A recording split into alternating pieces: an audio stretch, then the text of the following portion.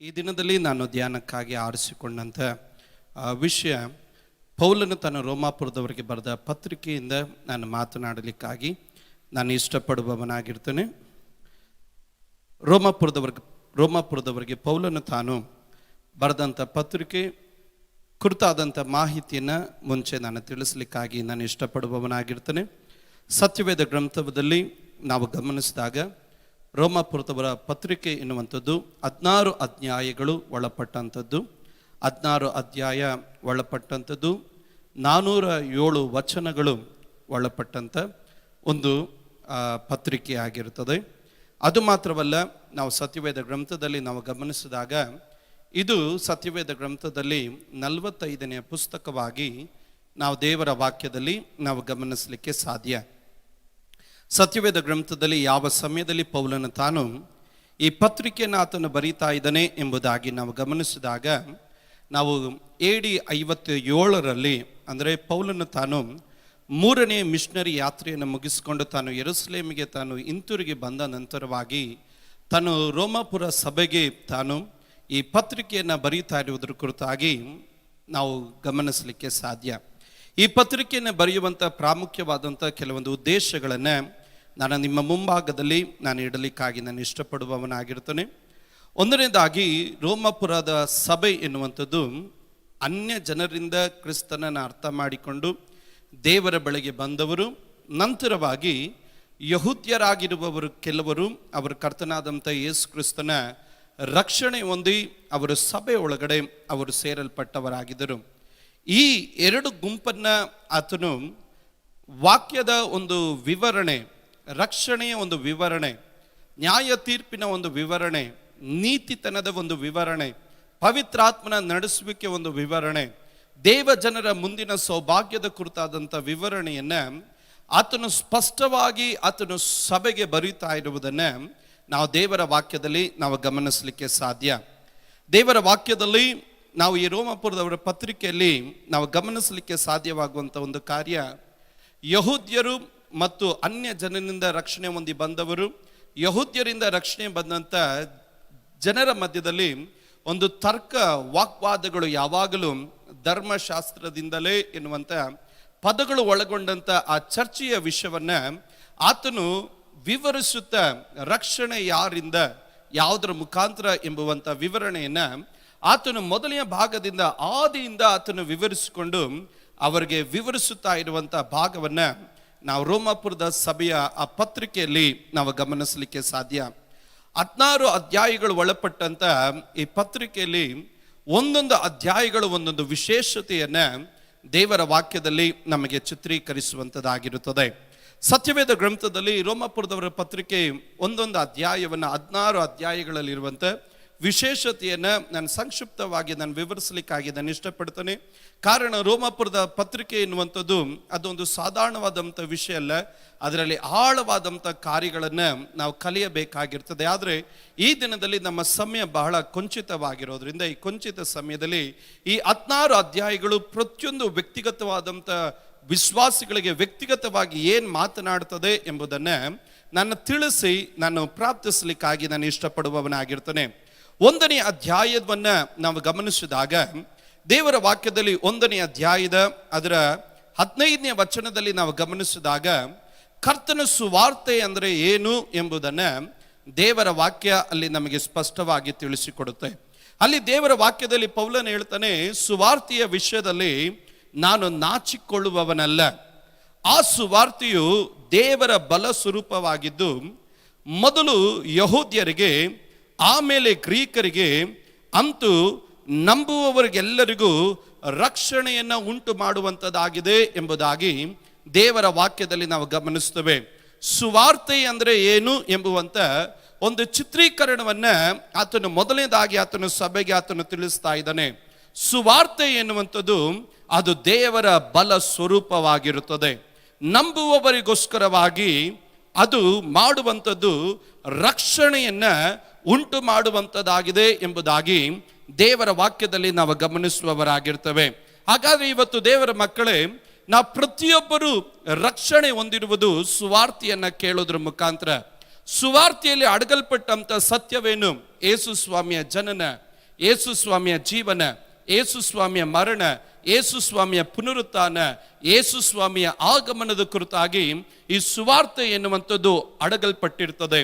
ಈ ಸುವಾರ್ತೆಯಲ್ಲಿ ಮಾನವನ ಜೀವನ ಏನು, ಮಾನವನ ಪಾಪದಿಂದ ಆತನಿಗುಂಟಾಗುವಂಥ ಶಿಕ್ಷೆ ಏನು, ಅವನ ಕರ್ತನಾದಂಥ ಯೇಸು ಕ್ರಿಸ್ತನನ್ನು ನಂಬುವುದರ ಮುಖಾಂತರವಾಗಿ ಅವನಿಗುಂಟಾಗುವಂಥ ರಕ್ಷಣೆ ಏನು, ಆತನು ಕರ್ತನಾದಂಥ ಯೇಸು ಕ್ರಿಸ್ತನಲ್ಲಿ ನೆಲೆಗೊಂಡುವಂಥ ನಿಮಿತ್ತವಾಗಿ ಅವನಿಗೆ ದೊರಕುವಂಥ ಆಶೀರ್ವಾದಗಳು, ಪ್ರತಿಫಲಗಳು ಏನು ಎಂಬುದು ಸುವಾರ್ತೆಯ ಭಾಗಗಳಲ್ಲಿ ನಾವು ಗಮನಿಸಲಿಕ್ಕೆ ಸಾಧ್ಯ. ಆದ್ರಿಂದ ಈ ಸುವಾರ್ತೆ ಎನ್ನುವುದು ಅದು ದೇವರ ಬಲ ಸ್ವರೂಪವಾಗಿರುತ್ತದೆ. ನಂಬುವವರಿಗೆ ಅದು ರಕ್ಷಣೆಯನ್ನು ಉಂಟು ಮಾಡುತ್ತದೆ ಎಂಬುದಾಗಿ ಆತನು ಸಭೆಗೆ ಆತನು ತಿಳಿಸಿಕೊಡುವವನಾಗಿರ್ತಾನೆ.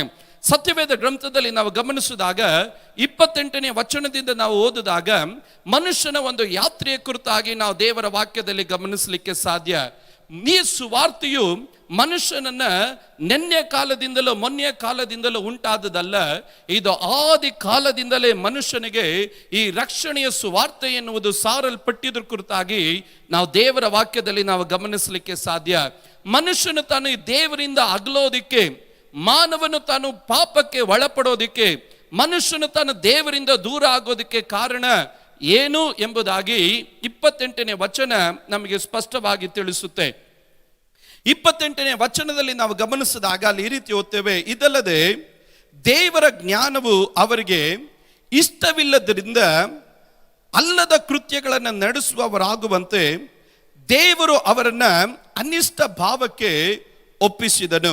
29ನೇ ವಾಕ್ಯ ಹೇಳುತ್ತದೆ ನೋಡ್ರಿ, ಹೇಗೆಂದರೆ ಅವರು ಸಕಲ ವಿಧವಾದ ಅನ್ಯಾಯ, ದುರ್ಮಾರ್ಗತನ, ಲೋಲೋಪಿ ದುಷ್ಟ ಕೃತ್ಯಗಳಿಂದಲೂ, ಹೊಟ್ಟೆ ಕಿಚ್ಚು, ಕೊಲೆ, ಜಗಳ, ಮೋಸ, ಹಗೆತನಗಳಿಂದಲೂ ತುಂಬುವವರಾದರು.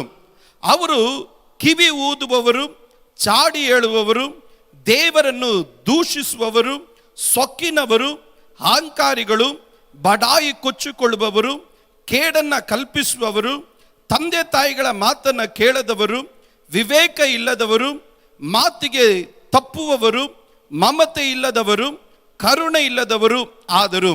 ಇಂಥವುಗಳನ್ನು ನಡೆಸುವವರು ಮರಣಕ್ಕೆ ಪಾತ್ರರಾಗಿದ್ದಾರೆ ಎಂಬ ದೈವ ವಿಧಿಯು ಅವರಿಗೆ ತಿಳಿದಿದ್ದರೂ ಅವರು ತಾವೇ ಅವುಗಳನ್ನು ಮಾಡುವುದಲ್ಲದೆ ಮತ್ತೊಬ್ಬರು ಮಾಡತಕ್ಕಂತೆ ಅವರು ಅನುಮೋದಿಸುತ್ತಾ ಇದ್ದರು ಎಂಬುದಾಗಿ ನಾವು ಗಮನಿಸ್ತೇವೆ. ಈ ಸುವಾರ್ತೆ ಎನ್ನುವಂಥದ್ದು ಮನುಷ್ಯನು ತನ್ನ ಪಾಪದಿಂದ ಆತನು ದೇವರಿಂದ ದೂರವಾದಂಥ ಕಾಲದಿಂದ ದೇವರು ರಕ್ಷಣೆಯ ಕಡೆ ದೇವರು ಅವರನ್ನ ಕರೆತರಲಿಕ್ಕಾಗಿ ದೇವರು ಪ್ರಾರಂಭಿಸ್ತನು. ಆದರೆ ಮನುಷ್ಯನ ಜೀವನದಲ್ಲಿ ಅವನು ದೇವರ ಜ್ಞಾನವನ್ನ ಆತನು ಇಷ್ಟಪಡದಂತೆ ಅವನು ಏನೇನು ಮಾಡ್ತಾ ಇದ್ದನು ಎಂಬುದಾಗಿ ನಾವು ದೇವರ ವಾಕ್ಯದಲ್ಲಿ ಗಮನಿಸ್ತೇವೆ. ಅನೇಕ ಸಂಗತಿಗಳು ಅಲ್ಲಿ ದೇವರ ವಾಕ್ಯದಲ್ಲಿ ನಾವು ಓದಿದೆವು, ಬೈಬಲಲ್ಲಿ ಗಮನಿಸ್ತೇವೆ. ಈ ಮನುಷ್ಯ ತಾನು ಮಾಡದಂತೆ ಬೈಬಲಲ್ಲಿ ನಾವು ಈ ರೀತಿ ಗಮನಿಸ್ತೇವೆ, ಮತ್ತೊಬ್ಬರನ್ನ ಮಾಡೋದಕ್ಕೆ ಅವನು ಪ್ರೇರೇಪಿಸುತ್ತಾ ಇದ್ದನು. ದೇವರ ವಾಕ್ಯದಲ್ಲಿ ಗಮನಿಸ್ತೇವೆ, ಇದೆಲ್ಲ ಮಾಡಿದ್ರು ದೇವರ ಮರಣ ಅಥವಾ ದೇವರ ನ್ಯಾಯ ತೀರ್ಪಿಗೆ ಪಾಪದ ಸಂಬಳ ಮರಣ ಎಂಬುವಂತ ಗೊತ್ತಿದ್ರು ಸಹ ಮನುಷ್ಯ ತಾನು ಏನ್ ಮಾಡ್ತಾ ಇದ್ದನು, ಒಳ್ಳೆಯದನ್ನ ಬಿತ್ತುವುದಕ್ಕಿಂತ ಹೆಚ್ಚಾಗಿ ಅವನ ದುಷ್ಟ ಕಾರ್ಯವನ್ನೇ ಅವನು ಬಿತ್ತಿ ಅವನು ದೇವರಿಂದ ಅವನು ದೂರವಾಗಲಿಕ್ಕಾಗಿ ಅವನು ಪ್ರಾರಂಭಿಸಿದನು. 2ನೇ ಅಧ್ಯಾಯದ ಕಡೆ ನಾವು ಪ್ರವೇಶ ಮಾಡಿದಾಗ ಬೈಬಲಲ್ಲಿ ನಾವು ಓದುತ್ತೇವೆ, ಮನುಷ್ಯನು ತಾನು ಪಾಪದ ಸಂಬಳ ಮರಣ ಇದೆಲ್ಲ ಮಾಡಿದ್ರು ತಪ್ಪು ಅಂತ ಗೊತ್ತಿದ್ರು ಸಹ ತಾನು ಮಾಡದೆ ಮತ್ತೊಬ್ಬರು ಮಾಡೋದಕ್ಕೂ ಪ್ರೇರೇಪಿಸುತ್ತಾ ಜೀವಿತವನ್ನು ನಡೆಸಬೇಕಾದ್ರೆ ದೇವರ ತೀರ್ಮಾನಿಸ್ನು, ನಾನು ನನಗೋಸ್ಕರವಾಗಿ ಒಂದು ಸ್ವಂತ ಗುಂಪನ್ನು, ನನ್ನ ಸ್ವಕೀಯ ಜನರನ್ನ ನಾನು ಆರಿಸಿಕೊಳ್ಳಲಿಕ್ಕಾಗಿ ಹೋಗ್ತೇನೆ. ಇವರು ನನಗೆ ಪರಿಶುದ್ಧರಾಗಿರ್ತಾರೆ, ಇವರು ನನ್ನ ಮಾತಿಗೆ ವಿಧೇಯರಾಗ್ತಾರೆ, ಇವರು ನನ್ನ ಆಶೀರ್ವಾದಕ್ಕೆ ಪಾತ್ರರಾಗ್ತಾರೆ ಎನ್ನುವುದು ದೇವರು ತನ್ನ ಚಿಂತೆ ಮಾಡಿ ಅಬ್ರಹಾಮನ ಮೂಲಕವಾಗಿ ದೇವರು ಒಂದು ಗುಂಪನ್ನ, ದೇವರು ಇಸ್ರಾಯೇಲ್ ಎನ್ನುವಂತ ಒಂದು ಗುಂಪನ್ನ ಸ್ವಕೀಯ ಜನರಾಗಿ ತನ್ನ ಸ್ವಂತ ಮಕ್ಕಳಾಗಿ ದೇವರು ಅವರನ್ನು ಆರಿಸ್ಕೊಳ್ತಾನೆ. ದೇವರ ಅವರ ಮೇಲೆ ಅಪಾರವಾದ ಪ್ರೀತಿಯನ್ನು ಇಡ್ತಾನೆ, ದೇವರ ಅವರ ಮೇಲೆ ಅಪಾರವಾದ ಕೃಪೆಯನ್ನು ಇಡ್ತಾನೆ, ದೇವರ ಅವರ ಮೇಲೆ ಅಪಾರವಾದಂಥ ದಯೆ ಇಡ್ತಾನೆ.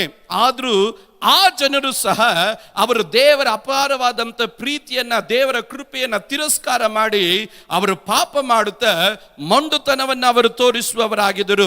ನಾವು 2ನೇ ಅಧ್ಯಾಯದ ಅದರ 3ನೇ ವಾಕ್ಯದಿಂದ ನಾವು ಗಮನಿಸಿದಾಗ ಅಲ್ಲಿ ದೇವರ ವಾಕ್ಯದಲ್ಲಿ ನಾವು ಈ ರೀತಿಯಾಗಿ ನಾವು ಗಮನಿಸುತ್ತೇವೆ, ಎಲೆ ಮನುಷ್ಯನೇ, ಅಂಥವುಗಳನ್ನು ನಡೆಸುವವರಲ್ಲಿ ದೋಷವೆಣಿಸಿ ಅವುಗಳನ್ನೇ ಮಾಡುತ್ತಿರುವ ನೀನು ದೇವರ ದಂಡನೆಯ ತೀರ್ಪಿಗೆ ತಪ್ಪಿಸಿಕೊಂಡಿ ಎಂದೇನು ನೀನು ಯೋಚಿಸುತ್ತೀಯ?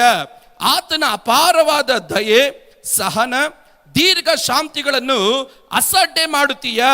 ಮನುಷ್ಯನು ಮನಸ್ಸನ್ನು ಬೇರೆ ಮಾಡಿಕೊಳ್ಳುವುದಕ್ಕೆ ದೇವರ ಉಪಕಾರವು ನಿನ್ನನ್ನು ಪ್ರೇರೇಪಿಸುತ್ತವೆಂಬುದು ನಿನಗೆ ಗೊತ್ತಿಲ್ಲವೋ? ನೀನು ನಿನ್ನ ಮೊಂಡತನವನ್ನು, ಪಶ್ಚಾತ್ತಾಪವಿಲ್ಲದ ಮನಸ್ಸನ್ನು ಅನುಸರಿಸುವುದರಿಂದ ನಿನಗೋಸ್ಕರ ದೇವರ ಕೋಪವನ್ನ ನೀನು ಕೂಡಿಟ್ಟುಕೊಳ್ಳುತ್ತಾ ಇದ್ದೀ ಎಂಬುದಾಗಿ ದೇವರ ವಾಕ್ಯದಲ್ಲಿ ಗಮನಿಸ್ತೇವೆ. ಅಲ್ಲಿ ಒಂದು ಪದ ಬಹಳ ಸಂತೋಷ ಕೊಡ್ತು. ಬೈಬಲ್ ಅಲ್ಲಿ ಗಮನಿಸ್ತೇವೆ, ಅವರು ದೇವರ ದೀರ್ಘ ಶಾಂತಿಯನ್ನ, ದೇವರ ಸಹನೆಯನ್ನ, ದೇವರ ದಯೆಯನ್ನ ಅಸಡ್ಡೆ ಮಾಡಿದ್ರು ಸಹ ಮನ ತಿರುಗುವುದಕ್ಕಾಗಿ ದೇವರೇನ್ ಮಾಡ್ತಾ ಇದನು? ಉಪಕಾರಗಳನ್ನು ಮಾಡುತ್ತಾ ಅವರನ್ನು ಪ್ರೇರೇಪಿಸ್ತಾ ಇದನು. ಒಳ್ಳೆಯದನ್ನೇ ದೇವರು ಮಾಡ್ತಾ ಇದ್ದನು. ಅವರು ಅಸಡ್ಡೆ ಮಾಡಿದ್ರು, ಮೊಂಡತನ ತೋರಿಸಿದ್ರು, ದೇವರ ಉಪಕಾರಗಳನ್ನು ತಿರಸ್ಕಾರ ಮಾಡಿದ್ರು. ದೇವರು ಏನ್ ಮಾಡಿದನು? ಅವರಿಗೆ ಒಳ್ಳೆಯದನ್ನೇ ಮಾಡ್ತಾ ಇದ್ದನು. ಅವರ ವ್ಯವಸಾಯಗಳನ್ನು ಆಶೀರ್ವದಿಸ್ತಾ ಇದ್ದನು, ಅವರ ಭೂಮಿಯನ್ನು ಅನುಗ್ರಹಿಸ್ತಾ ಇದ್ದನು, ಅವರ ದನ ಕುರಿಗಳನ್ನು ಆಶೀರ್ವದಿಸ್ತಾ ಇದ್ದನು. ಉಪಕಾರವನ್ನು ಮಾಡಿ ದೇವರು ಪ್ರೇರೇಪಿಸ್ತಾ ಇದ್ದೀನಿ, ಇನ್ಮೇಲೆ ಕೆಟ್ಟದ್ದು ಮಾಡಬೇಡ, ಇನ್ಮೇಲೆ ಪಾಪ ಮಾಡಬೇಡ, ಇನ್ಮೇಲೆ ಹಳೆ ಜೀವಿತಕ್ಕೆ ಹೋಗ್ಬೇಡ ಅಂತ ಪ್ರೇರೇಪಿಸಿದ್ರು ಸಹ ಅವರು ಆತನ ಪ್ರೇರಣೆಗೆ ಒಳಗಾಗದಂತೆ ಇನ್ನ ತಪ್ಪು ಮಾಡುತ್ತಾ ಅವರು ದೇವರ ಕೋಪವನ್ನು ಅವರು ಕೂಡಿಟ್ಟುಕೊಂಡ್ರು. ದೇವರ ವಾಕ್ಯದಲ್ಲಿ ಗಮನಿಸುತ್ತೇವೆ, ಆ ಇಸ್ರಾಯೇಲ್ ಜನರು ಅವರು ದೇವರ ಆ ದಯೆಯನ್ನ, ಅವರು ದೇವರ ಸಹನೆಯನ್ನ ತಿರಸ್ಕಾರ ಮಾಡಿದ ನಿಮಿತ್ತವಾಗಿ ಅವರ ಜೀವಿತದಲ್ಲಿ ದೇವರ ಕೋಪವನ್ನ ಅವರು ಕೂಡಿಟ್ಟುಕೊಂಡರು. 3ನೇ ಅಧ್ಯಾಯಕ್ಕೆ ಬಂದಾಗ ದೇವರು ಒಂದು ತೀರ್ಮಾನಕ್ಕೆ ಆತನು ಬರ್ತಾ ಇದ್ದಾನೆ. ಅಲ್ಲೂ ಇತ್ತ ಕಡೆ ಇಸ್ರಾಯೇಲ್ ಜನರು ಪಾಪ ಮಾಡಿ ಅವರು ದೇವರ ಮಹಿಮೆಯನ್ನು ಕಳ್ಕೊಂಡಿದ್ದಾರೆ. ಅತ್ತ ಕಡೆ ದೇವರಿಂದ ಸೃಷ್ಟಿ ಮಾಡಲ್ಪಟ್ಟಂತ ಜನರು ಸಹ ದೇವರ ಮಹಿಮೆಯನ್ನ ಅವರು ಕಳ್ಕೊಂಡಿದ್ದಾರೆ. ನಾವು 3ನೇ ಅಧ್ಯಾಯದ ಅದರ 22ನೇ ವಚನದಿಂದ ನಾವು ಗಮನಿಸಿದಾಗ 23ನೇ ವಚನದಲ್ಲಿ ನಾವು ಓದ್ತೇವೆ, ಹೆಚ್ಚು ಕಡಿಮೆ ಏನು ಇಲ್ಲ, ಎಲ್ಲರೂ ಪಾಪ ಮಾಡಿ ದೇವರ ಮಹಿಮೆಯನ್ನ ಹೊಂದದೆ ಹೋಗಿದ್ದಾರೆ ಎಂಬುದಾಗಿ ನಾವು ಗಮನಿಸ್ತೇವೆ. ಇತ್ ಕಡೆ ಇಸ್ರಾಯೇಲ್ ಜನರು ಪಾಪ ಮಾಡಿ ದೇವರ ಮಹಿಮೆಯನ್ನು ಕಳ್ಕೊಂಡಿದ್ದಾರೆ, ಅತ್ ಕಡೆ ಅನ್ಯ ಜನರು ಸಹ ಪಾಪ ಮಾಡಿ ಅವರು ದೇವರ ಮಹಿಮೆಯನ್ನು ಕಳ್ಕೊಂಡಿದ್ದಾರೆ. ಇವರಿಬ್ಬರನ್ನ ರಕ್ಷಿಸೋದಕ್ಕೋಸ್ಕರ ದೇವರು ತಾನು ಒಂದು ಕಾರ್ಯವನ್ನು ಆತನು ಮಾಡ್ತಾ ಇದ್ದಾನೆ. 24ನೇ ವಾಕ್ಯದಲ್ಲಿ ನಾವು ಗಮನಿಸ್ತೇವೆ, ಅವರು ನೀತಿವಂತರೆಂದು ನಿರ್ಣಯ ಹೊಂದುವುದು ದೇವರ ಉಚಿತಾರ್ಥವಾದ ಕೃಪೆಯಿಂದಲೇ ಕ್ರಿಸ್ತನಿಂದ ಆದ ಪಾಪ ವಿಮೋಚನೆಯ ಮೂಲಕ ಆಗುವುದು ಎಂಬುದಾಗಿ ನಾವು ಗಮನಿಸ್ತೇವೆ. 3ನೇ ಅಧ್ಯಾಯದಲ್ಲಿ ಕ್ರಿಸ್ತನ ಒಂದು ಪ್ರತ್ಯಕ್ಷತೆಯನ್ನು ನಾವು ಗಮನಿಸ್ತೇವೆ. ಲೋಕದಲ್ಲಿ ಎಲ್ಲಾ ಮನುಷ್ಯರು ಪಾಪ ಮಾಡಿ ತಮ್ಮ ದುರ್ನಡತೆಗಳ ನಿಮಿತ್ತ ಉಪಕಾರಗಳನ್ನು ನೆನೆಸದೆ ಅವರು ತಾವು ತಮ್ಮ ಸ್ವಂತ ಮಾರ್ಗದಲ್ಲಿ ನಡೆಯೋದ್ರ ನಿಮಿತ್ತವಾಗಿ ಮಹಿಮೆಯನ್ನು ಕಳ್ಕೊಂಡಾಗ ಈಗ ಕರ್ತನಾದಂತ ಯೇಸು ಕ್ರಿಸ್ತನ ಆತನು ಪ್ರತ್ಯಕ್ಷನಾಗ್ತಾ ಇದ್ದಾನೆ. ನಿರೀಕ್ಷೆ ಇಲ್ಲದಿರುವಂತ ಜನರಿಗೆ, ಪಾಪ ಕ್ಷಮಾಪಣೆ ಇಲ್ಲದಿರುವಂತ ಜನರಿಗೆ ಕರ್ತನಾದಂತ ಯೇಸು ಕ್ರಿಸ್ತನ ಮೂಲಕ ನಿತ್ಯ ಜೀವವು ರಕ್ಷಣೆ ಉಂಟು ಎಂಬುದು 3ನೇ ಅಧ್ಯಾಯದಲ್ಲಿ ಸಭೆಗೆ ಅವನು ತಿಳಿಸಿಕೊಡ್ತಾ ಇದ್ದಾನೆ. ಅದರಿಂದಲೇ 3ನೇ ಅಧ್ಯಾಯದಲ್ಲಿ ಒಂದು ನಿರೀಕ್ಷೆ ಉಂಟು, ಪಾಪ ಕ್ಷಮಾಪಣೆಗೆ ಒಂದು ಮಾರ್ಗ ಉಂಟು, ಅದು ಕರ್ತನಾದಂತ ಯೇಸು ಕ್ರಿಸ್ತನಿಂದಲೇ ಎಂಬುದನ್ನು ಸಭೆಗೆ ಆತನು ತಿಳಿಸ್ತಾ ಇದ್ದಾನೆ. 4ನೇ ಅಧ್ಯಾಯಕ್ಕೆ ಪ್ರವೇಶ ಮಾಡಿದಾಗ ಕರ್ತನಾದಂತ ಯೇಸು ಕ್ರಿಸ್ತನಲ್ಲಿ ಒಬ್ಬನ ನಂಬಿಕೆ ಇಡುವುದಾದರೆ ಅವನ ನಂಬಿಕೆ ಯಾವ ರೀತಿ ಇರಬೇಕು ಎಂಬುದು ಒಂದು ಉದಾಹರಣೆಯನ್ನ ಅಬ್ರಹಾಮನ ಜೀವಿತದ ಮುಖಾಂತರವಾಗಿ ದೇವರ ವಾಕ್ಯ ನಮಗೆ ತಿಳಿಸಿಕೊಡುತ್ತಾ ಇದೆ. ಒಬ್ಬನ ಕರ್ತನಾದಂತ ಯೇಸು ಕ್ರಿಸ್ತನಲ್ಲಿ ನಂಬಿಕೆ ಇಟ್ಟಾಗ ಅವನ ನಂಬಿಕೆ ಯಾವ ರೀತಿ ಇರಬೇಕು? ಬೈಬಲ್ ಅಲ್ಲಿ ನಾವು ಈ ರೀತಿ ಗಮನಿಸ್ತೇವೆ. ನಾವು 4ನೇ ಅಧ್ಯಾಯದ 17ನೇ ವಚನದಿಂದ ನಾವು ಓದಿದಾಗ ಅಬ್ರಹಾಮನು ವಾಗ್ದಾನಗಳನ್ನು ಹೊಂದಿಕೊಳ್ತಾ ಇದ್ದಾನೆ. ಅಬ್ರಹಾಮನು ದೇವರಿಂದ ಅನೇಕ ಶ್ರೇಷ್ಠವಾದ ಅನುಗ್ರಹಗಳನ್ನು, ವಾಗ್ದಾನಗಳನ್ನು ಹೊಂದಿಕೊಳ್ತಾ ಇದ್ದಾನೆ. ಆದರೆ ಅನೇಕ ಆಶೀರ್ವಾದಗಳನ್ನು ಹೊಂದಿಕೊಂಡ್ರು, ವಾಗ್ದಾನದ ಒಂದು ಸಂಪೂರ್ಣತೆಯನ್ನು ಅವನು ಕಾಣಲಿಲ್ಲ. ಏನು ಕಾಣಲಿಲ್ಲ? ದೇವರಾತನ ಹೇಳಿದನು, ಒಂದು ಸಂತತಿಯನ್ನು ನಾನು ನಿನಗೆ ಕೊಡ್ತೀನಿ. 100 ವರ್ಷ ಆದ್ರೂ 99 ವರ್ಷ ಆದ್ರೂ ಸಂತತಿಯನ್ನು ಕಾಣದೇ ಇದ್ದಾಗ ಬೈಬಲ್ ಅಲ್ಲಿ ನಾವು ಈ ರೀತಿಯಾಗಿ ನಾವು ಗಮನಿಸ್ತೇವೆ. 19ನೇ ವಾಕ್ಯ ಹೇಳುತ್ತದೆ, ಅವನು ಹೆಚ್ಚು ಕಡಿಮೆ 100 ವರ್ಷದವನಾಗಿದ್ದು ತನ್ನ ದೇಹವು ಆಗಲೇ ಮೃತ್ಯುಪ್ರಾಯವಾಯಿತೆಂದು, ಸಾರಳಿಗೆ ಗರ್ಭಕಾಲ ಕಳೆದು ಹೋಯಿತೆಂದು ಯೋಚಿಸಿದಾಗಿಯೂ ಅವನ ನಂಬಿಕೆ ಕುಂದಲಿಲ್ಲ. ದೇವರು ಮಾಡಿದ ವಾಗ್ದಾನದ ವಿಷಯದಲ್ಲಿ ಅಪನಂಬಿಕೆಯಿಂದ ಚಂಚಲ ಚಿತ್ತನಾಗಲಿಲ್ಲ. ದೇವರನ್ನು ಘನಪಡಿಸುವವನಾಗಿ ಆತನು ತನ್ನ ವಾಗ್ದಾನವನ್ನು ನೆರವೇರಿಸುವುದಕ್ಕೆ ಸಮರ್ಥನೆಂದು ಅವನು ಪೂರ್ಣ ನಂಬಿಕೆ ಇಟ್ಟವನಾಗಿದ್ದನು.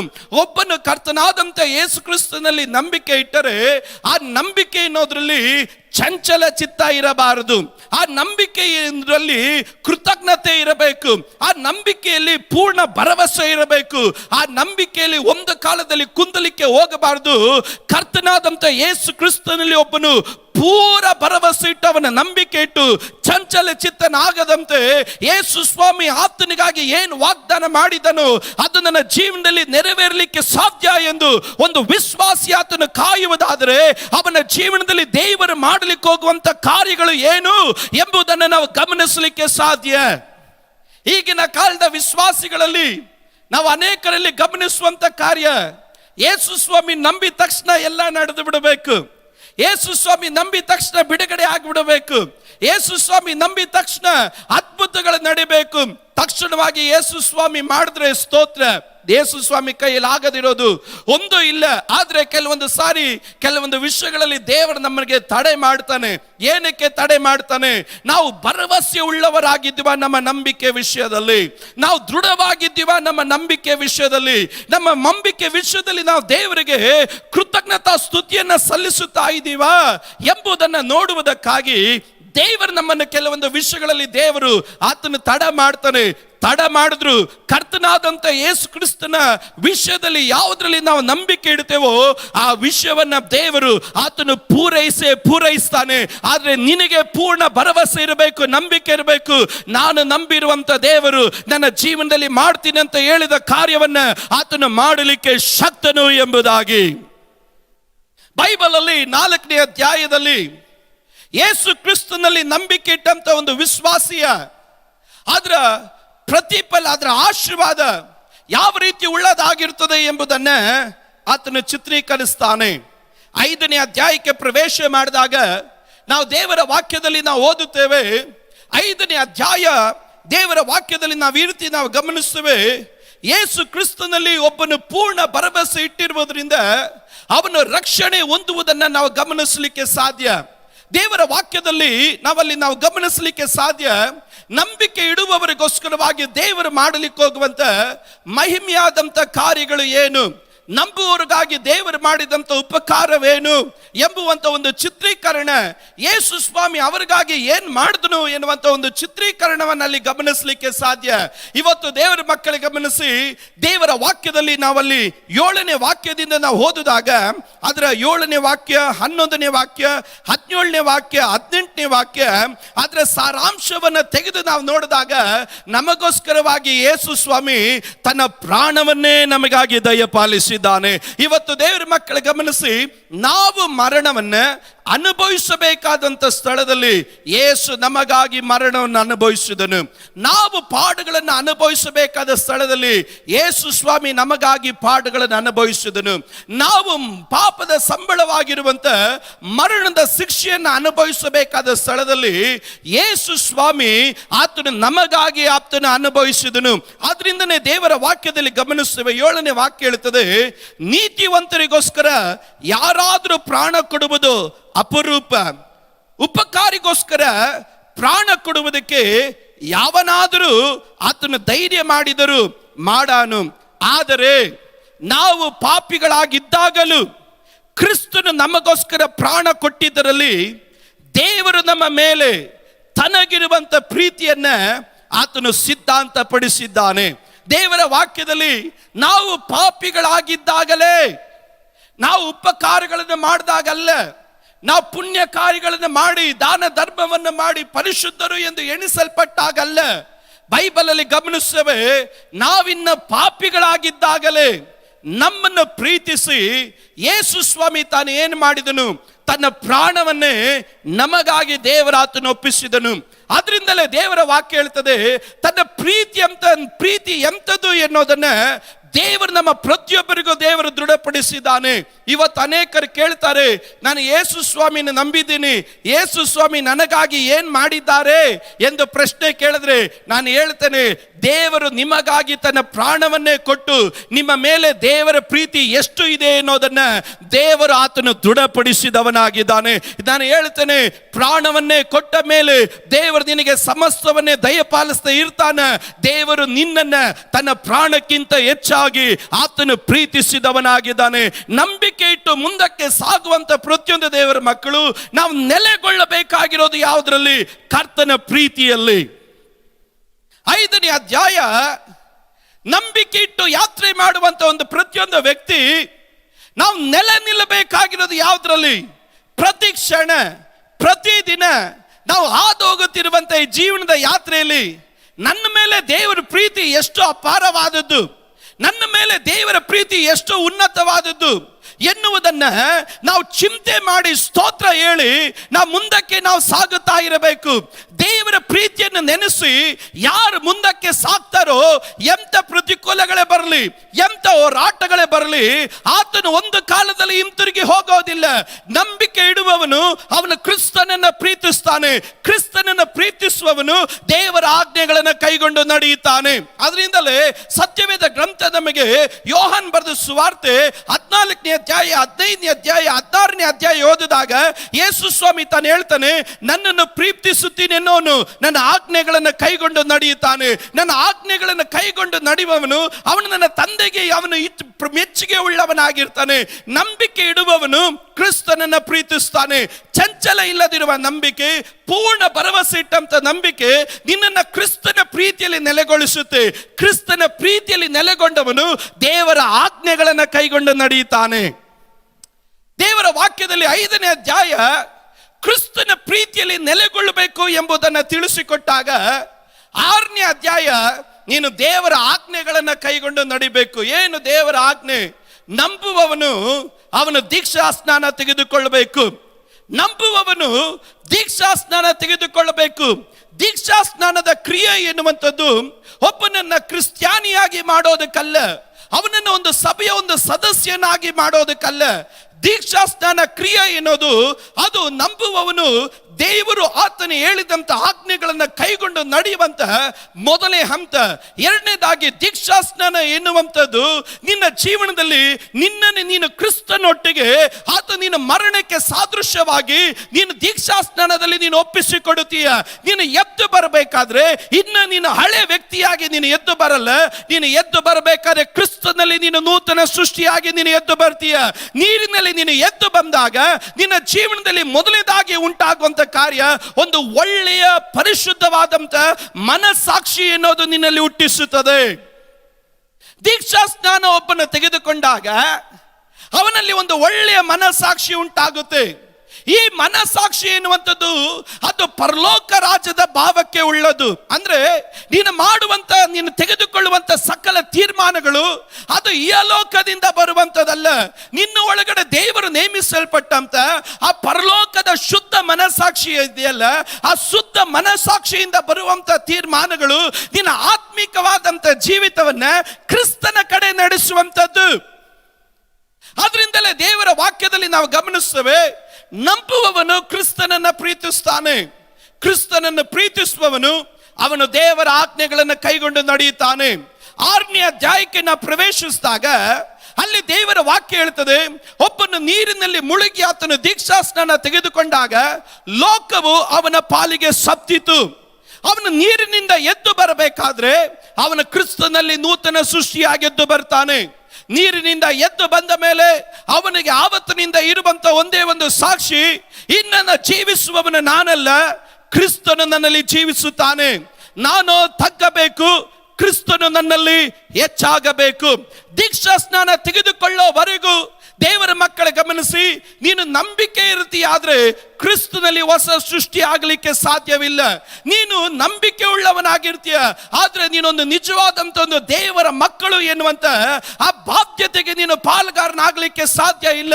ಕಾರಣವೇನೆಂದ್ರೆ ದೇವರು ಕೊಡಲ್ಪಟ್ಟಂತ ಆಜ್ಞೆ, ನಂಬುವವನು ಕ್ರಿಸ್ತನನ್ನು ನಂಬುವವನು, ಕ್ರಿಸ್ತನ ಮರಣ ಜೀವ ಪುನರುತ್ಥಾನಗಳನ್ನು ನಂಬುವವನು, ಕ್ರಿಸ್ತನ ಆಗಮನವನ್ನು ನಂಬುವವನು, ಕ್ರಿಸ್ತನ ತ್ಯಾಗವನ್ನು ನಂಬುವವನು, ಕ್ರಿಸ್ತನ ನಿತ್ಯ ಜೀವವನ್ನು ನಂಬುವವನು, ಅವನು ಪ್ರತಿಯೊಬ್ಬನು ದೇವರು ಕೊಡಲ್ಪಟ್ಟಂತ ದೀಕ್ಷಾ ಸ್ನಾನವನ್ನು ಆಜ್ಞೆ ಆಗಿರುವಂತ ದೀಕ್ಷಾ ಸ್ನಾನ ಎನ್ನುವಂತ ಪ್ರಾಸೆಸ್ ಅಲ್ಲಿ ಅವನು ಹಾದು ಹೋಗಲೇಬೇಕು.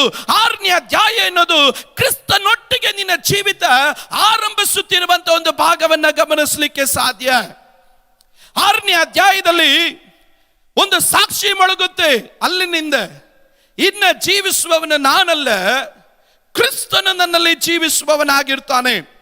ದೇವರ ವಾಕ್ಯದಲ್ಲಿ ಗಮನಿಸಿದಾಗ ಈ ಆತ್ಮಿಕವಾದ ಜೀವಿತವನ್ನು ದೀಕ್ಷಾಸ್ನಾನದ ಮುಖಾಂತರವಾಗಿ ಕ್ರಿಸ್ತನಲ್ಲಿ ಯಾವಾಗ ನೀನು ಆರಂಭಿಸ್ತೀಯೋ, 7ನೇ ಅಧ್ಯಾಯಕ್ಕೆ ಪ್ರವೇಶ ಮಾಡಿದಾಗ ದೀಕ್ಷಾ ಸ್ನಾನ ತೆಗೆದುಕೊಳ್ಳೋದಕ್ಕಿಂತ ಮುಂಚೆ ಲೋಕದ ಕಾರ್ಯಗಳು, ಲೋಕದ ಸಂಗತಿಗಳು, ಲೋಕದ ಭಾವಗಳು ಎಲ್ಲವೂ ನಿನಗೆ ಸಾಧಾರಣವಾಗಿ, ಎಲ್ಲವೂ ನಿನಗೆ ಕಾಮನ್ ಆಗಿ ಕಾಣ್ತಾ ಇತ್ತು, ಎಲ್ಲವೂ ನಿನಗೆ ಒಂದೇ ಆಗಿ ಕಾಣ್ತಾ ಇತ್ತು, ಯಾವುದು ನಿನಗೆ ತಪ್ಪಾಗಿ ನೀನು ಕಾಣ್ತಾ ಇರಲಿಲ್ಲ. ಆದ್ರೆ ಯಾವಾಗ ನೀನು ಕ್ರಿಸ್ತನಲ್ಲಿ ನೂತನ ಸೃಷ್ಟಿಯಾಗಿ ನೀನು ಮಾರ್ಪಡ್ತೀಯೋ, ನಿನ್ನ ಒಳಗಡೆ ದೀಕ್ಷಾಸ್ನಾನದ ಮುಖಾಂತರವಾಗಿ ಒಂದು ಪರಿಶುದ್ಧವಾದಂತ ಮನಸ್ಸಾಕ್ಷಿ ಎನ್ನುವಂತ ಒಂದು ಸಂಗತಿಯನ್ನ ದೇವರು ನಿನ್ನ ಒಳಗಡೆ ಇಡ್ತಾನೋ, ಲೋಕದ ಸಂಗತಿಗಳನ್ನು ಕಂಡಾಗ, ಲೋಕದ ಪಾಪಗಳನ್ನು ಕಂಡಾಗ, ಹಳೆ ಜೀವಿತವನ್ನು ನೀನು ಪರಿಶೋಧನೆ ಮಾಡಿದಾಗ ನಿನ್ನ ಬಾಯಿಯಲ್ಲಿ ಒಂದು ಪದ ಮೊಳಗುತ್ತೆ. ಏನು ಪದ ಅಂತ ಗಮನಿಸಿದಾಗ 7ನೇ ಅಧ್ಯಾಯದ 24ನೇ ವಾಕ್ಯ ಹೇಳುತ್ತದೆ. 7ನೇ ಅಧ್ಯಾಯದ 24ನೇ ವಾಕ್ಯ, ಅಯ್ಯೋ ನಾನು ಎಂಥ ದುರವಸ್ಥೆಯಲ್ಲಿ ಬಿದ್ದ ಮನುಷ್ಯನು, ಇಂಥ ಮರಣಕ್ಕೆ ಒಳಗಾದ ಈ ದೇಹವನ್ನ ನನ್ನನ್ನು ಬಿಡಿಸುವವರು ಯಾರು?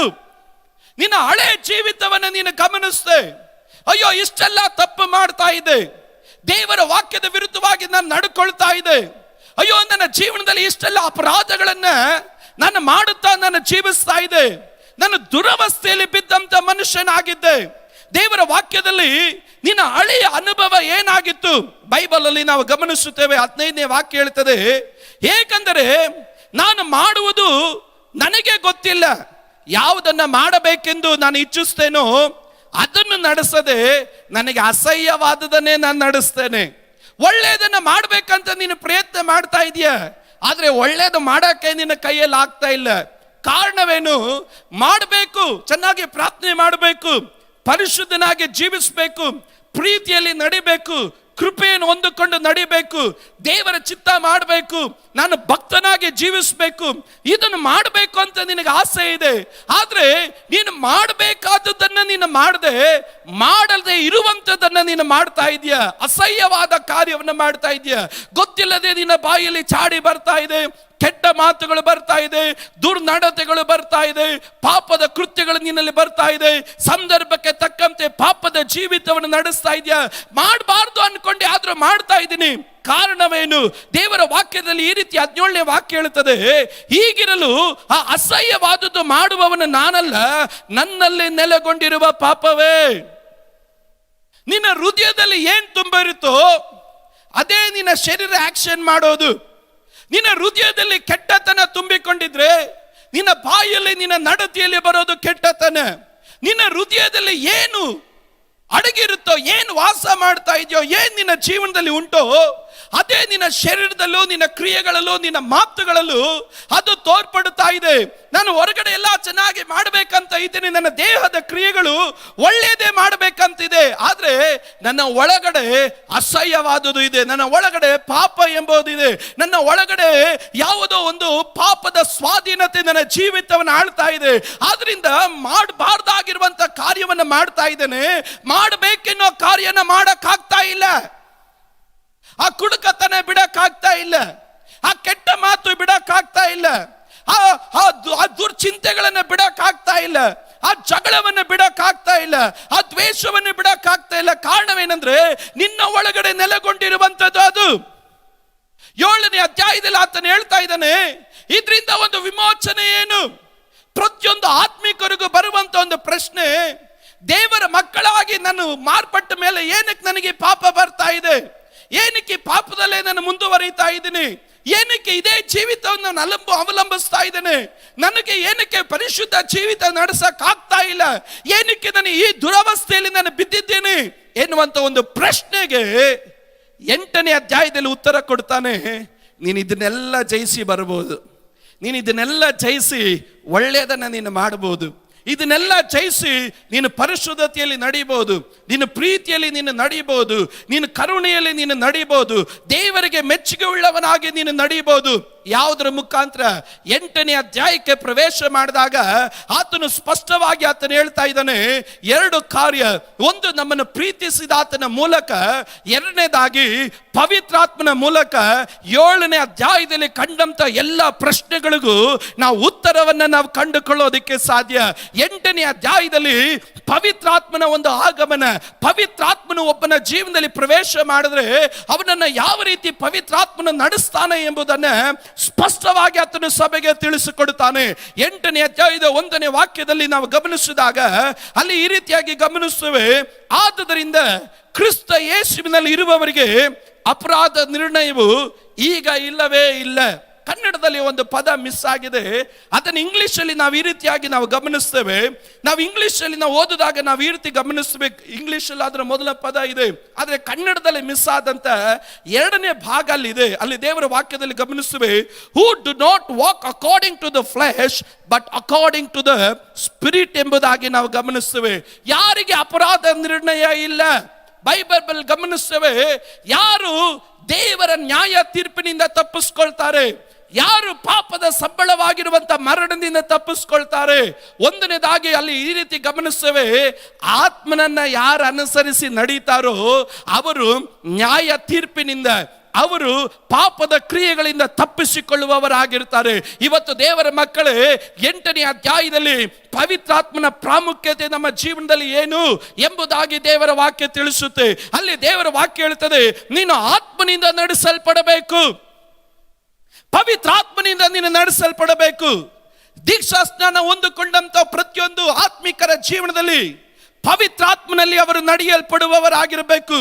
ಅನುಕ್ಷಣ, ಅನುದಿನ, ಅನುಗಳಿಗೆ, ವರ್ಷಗಳು, ಕಾಲಗಳು ಉಳಿದ್ರು ಪ್ರತಿದಿನ ಪವಿತ್ರಾತ್ಮನಲ್ಲಿ ನಾವು ನಡೆಯುವುದಕ್ಕಾಗಿ ನಾವು ಪ್ರಾರಂಭಿಸಿದಾಗ ದೇವರ ವಾಕ್ಯದಲ್ಲಿ ಗಮನಿಸುತ್ತೇವೆ, ಬರ್ಲಿಕ್ಕೆ ಹೋಗುವಂತ ನ್ಯಾಯ ತೀರ್ಪಿನಿಂದ ನಾವು ತಪ್ಪಿಸಿಕೊಳ್ಳುವುದು ಹೇಗೆ ಎಂಬುದನ್ನು ಪವಿತ್ರಾತ್ಮನ ನಮ್ಮನ್ನ ದಾರಿ ನಡೆಸ್ತಾನೆ. 2ನೇದಾಗಿ ದೇವರ ವಾಕ್ಯದಲ್ಲಿ ಗಮನಿಸುತ್ತೇವೆ, 5ನೇ ವಾಕ್ಯವನ್ನು ನೋಡ್ರಿ, ಪವಿತ್ರಾತ್ಮನನ್ನು ಅನುಸರಿಸುವವರು ಪವಿತ್ರಾತ್ಮನಿಗೆ ಸಂಬಂಧಪಟ್ಟವುಗಳ ಮೇಲೆ ಮನಸ್ಸಿಡುತ್ತಾರೆ. ಆ ವಾಕ್ಯಕ್ಕಾಗಿ ನಾನು ದೇವರಿಗೆ ಸ್ತೋತ್ರ ಹೇಳ್ತೇನೆ. ಯಾರು ಪವಿತ್ರಾತ್ಮನನ್ನು ಅನುಸರಿಸ್ತಾರೋ, 2ನೇದಾಗಿ ಬೈಬಲ್ ಅಲ್ಲಿ ಗಮನಿಸ್ತೇವೆ, ಪವಿತ್ರಾತ್ಮನಿಗೆ ಸಂಬಂಧಪಟ್ಟದ್ರ ಮೇಲೆ ಅವರು ಮನಸ್ಸಿಡುತ್ತಾರೆ. ದೇವರ ಮಕ್ಕಳೇ, ಪವಿತ್ರಾತ್ಮನಿಗೆ ಸಂಬಂಧಪಟ್ಟದ್ದು ಯಾವುದು? ನೀತಿ, ದೇವರ ವಾಕ್ಯದಲ್ಲಿ ಪರಿಶುದ್ಧತೆ, ನ್ಯಾಯ ತೀರ್ಪು, ಕ್ರಿಸ್ತನ ಕುರಿತಾದಂಥ ಸಾಕ್ಷಿ, 2ನೇ ಬರೋಣಕ್ಕಾಗಿರುವಂಥ ಸಿದ್ಧತೆ, ಪರಲೋಕ ರಾಜ್ಯದ ನಿಕ್ಷೇಪ, ಪರಲೋಕ ರಾಜ್ಯದ ಬಿರುದು, ಕರ್ತನ ಕಾರ್ಯಗಳು, ತಂದೆಯಾದಂಥ ದೇವರ ಚಿತ್ತಗಳು, ಯೇಸು ಕ್ರಿಸ್ತನನ್ನ ಪ್ರಕಾಶಪಡಿಸುವುದು, ಸತ್ಯದ ಪರಿಜ್ಞಾನ ಉಂಟು ಮಾಡುವಂಥದ್ದು ಪವಿತ್ರಾತ್ಮನ ಕೆಲಸ. ಇನ್ನು ಅನೇಕ ಸಂಗತಿಗಳನ್ನು ನಾವು ದೇವರ ವಾಕ್ಯದಲ್ಲಿ ಗಮನಿಸ್ತೇವೆ.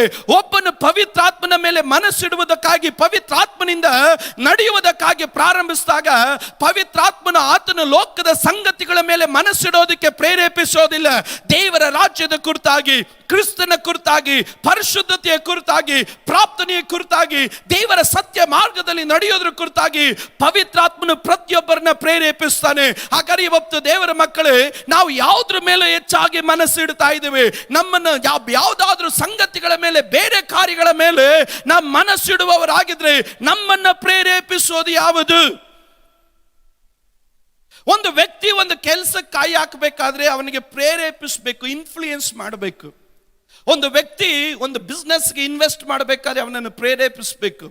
ಒಂದು ವ್ಯಕ್ತಿ ಒಂದು ಕೆಟ್ಟತನಕ್ಕೆ ಕೈ ಹಾಕಬೇಕಾದ್ರೆ ಅವನನ್ನು ಪ್ರೇರೇಪಿಸಬೇಕು, ಇನ್ಫ್ಲೂಯೆನ್ಸ್ ಮಾಡಬೇಕು. ಒಬ್ಬನೊಂದು ಕಾರ್ಯ ಮಾಡಬೇಕಾದ್ರೆ, ಒಂದು ಒಳ್ಳೆ ಕಾರ್ಯ ಮಾಡಬೇಕಾದ್ರೆ ಪ್ರೇರೇಪಿಸಬೇಕು.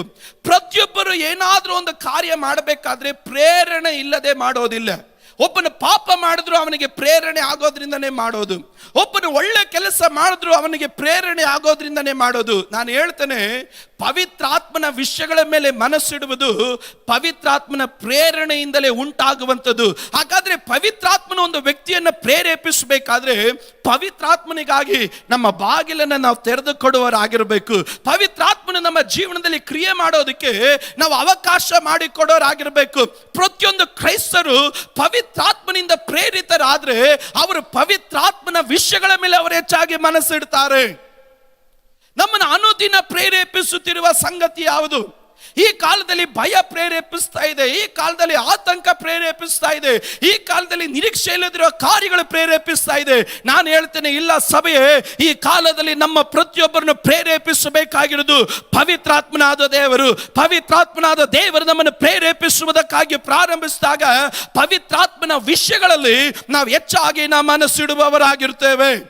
ದೇವರ ವಾಕ್ಯದಲ್ಲಿ ಸಮಯ ಇಲ್ಲದಿರೋದ್ರಿಂದ ನಾನು ಮುಂದಿನ ಭಾಗಗಳ ಕಡೆ ನಾನು ಹೋಗ್ತೇನೆ. ದೇವರ ವಾಕ್ಯ ಹೇಳ್ತದೆ, ಪವಿತ್ರಾತ್ಮನ ಪ್ರೇರೇಪಿಸಲ್ಪಡುವುದು ಪವಿತ್ರಾತ್ಮನ ವಿಷಯಗಳ ಮೇಲೆ ಮನಸ್ಸಿಡುವುದಕ್ಕೆ. ಮೂರನೇದಾಗಿ 11ನೇ ವಾಕ್ಯ ಹೇಳ್ತದೆ, ಒಬ್ಬನು ಪವಿತ್ರಾತ್ಮನಲ್ಲಿ ಅವನು ಜೀವಿಸುವುದಕ್ಕಾಗಿ ಪ್ರಾರಂಭಿಸಿದಾಗ ಕರ್ತನಾದಂಥ ಯೇಸು ಕ್ರಿಸ್ತನನ್ನ ಸತ್ತವರ ಅವಸ್ಥೆಯಿಂದ ಮರಳಿ ಜೀವಂತವಾಗಿ ಎಬ್ಬಿಸಿದ ಆತ್ಮನು ನಿಮ್ಮಲ್ಲಿ ನೆಲೆಗೊಂಡವನಾಗಿರೋದ್ರಿಂದ ಆತನು ನಿಮ್ಮ ಮೃತ್ಯು ದೇಹಗಳನ್ನು ಸಹ ಬದುಕಿಸುವನು. ಯಾರು ಪವಿತ್ರ ಆತ್ಮನಲ್ಲಿ ನಡೀತಾರೋ ಅವರು ಪ್ರತಿದಿನ ಮರಣದಲ್ಲಿ ನಡೆಯೋದಿಲ್ಲ, ಅವರು ಪ್ರತಿದಿನ ಜೀವದಲ್ಲಿ ನಡೆಯುತ್ತಾರೆ. ಯಾರು ಪವಿತ್ರಾತ್ಮನಲ್ಲಿ ಪ್ರತಿದಿನ ನಡೆಯುತ್ತಾರೋ ಮರಣವಾಗಲಿ ಮರಣದ ಸಂಗತಿಗಳಾಗಲಿ ಅವರನ್ನು ಮುಟ್ಟೋದಕ್ಕೆ ಸಾಧ್ಯವಿಲ್ಲ. ಯಾರು ಪವಿತ್ರಾತ್ಮನಲ್ಲಿ ನಡೆಯುತ್ತಾರೋ ಅವರು ಪ್ರತಿದಿನ ಜೀವದಲ್ಲಿ ಪವಿತ್ರಾತ್ಮನವರನ್ನು ನಡೆಸುತ್ತಾನೆ. ಕಾರಣ ಅವರ ದೇಹದಲ್ಲಿ ನೆಲೆಗೊಂಡಿರೋದು ಮರಣ ಅಲ್ಲ, ಅವರ ದೇಹದಲ್ಲಿ ನೆಲೆಗೊಂಡಿರೋದು ಜೀವವಾಗಿರುತ್ತೆ.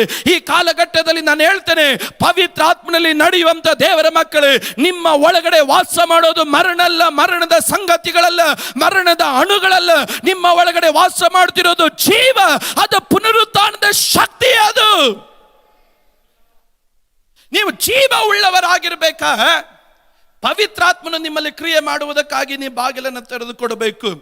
ಸತ್ಯವೇದ ಗ್ರಂಥದಲ್ಲಿ 14ನೇ ವಾಕ್ಯ ಹೇಳುತ್ತದೆ, ಯಾರ್ಯಾರು ದೇವರ ಆತ್ಮನಿಂದ ನಡೆಸಲ್ಪಡ್ತಾರೋ ಅವರು ದೇವರ ಮಕ್ಕಳು. ಕಾರಣ ಆತ್ಮನೇ ಅವರ ಒಳಗಡೆ ಸಾಕ್ಷಿ ಹೇಳ್ತಾನೆ.